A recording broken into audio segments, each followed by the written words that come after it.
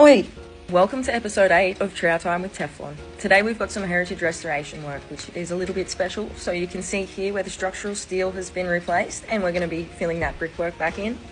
So this warehouse was built in 1880, opening its doors in 1881 as an old tram shed, before going on to be used as a warehouse for heavy artillery during World War I and II. So the first horse is laid on grout, so you can see that the bricks need a little bit of physical touch and moral support, if you will. That's something that me and bricks bring to each other's lives.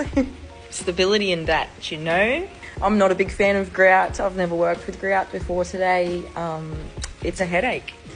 So somebody else is actually going to come along and point all of this brickwork up with the correctly colour matched mortar. So I'm just going to take a trowel here and my Frenchie, and I'm going to fill all the joins in to about 20mm back from the face. You want to get it all in there nice and deep like.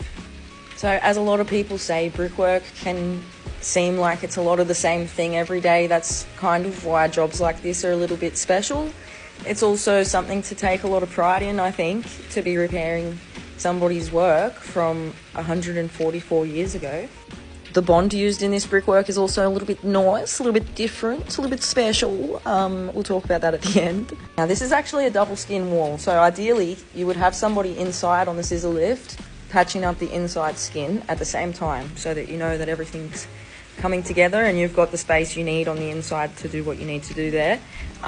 Little Tef is one out today, so I'm doing what I can from here, and then we'll go get in the scissor lift and have a look what's happened.